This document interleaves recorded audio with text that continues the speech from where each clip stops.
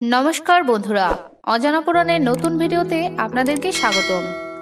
আজকে আমি বলবো শিবরাত্রির 5টি অজানা তথ্য যা আমরা অনেকেই জানি না। শিবের মতো বর পেতে প্রায় সব হিন্দু অবিবাহিত মেয়েরাই সারাদিন উপোস করে রাত্রিবেলায় শিবের মাথায় জল ঢালে।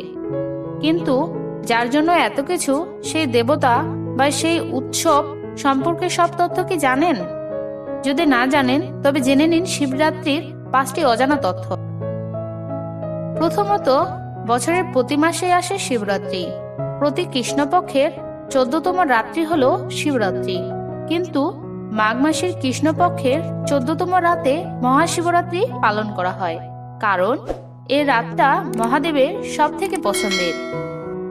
দ্বিতীয়ত, পুরাণ মতে মহাশিবরাত্রির রাত হলো বছরের সব থেকে অন্ধকার রাত।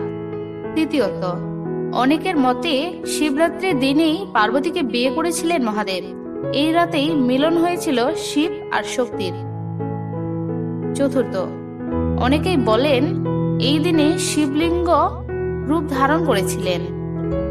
পঞ্চমত, শিবরাত্রির তিথি শুরু হওয়ার পর থেকে যে যার সময় মতো করে শিবের মাথায় জল ঢালে, কিন্তু সব থেকে পবিত্র সময় হলো নিশীথকলা।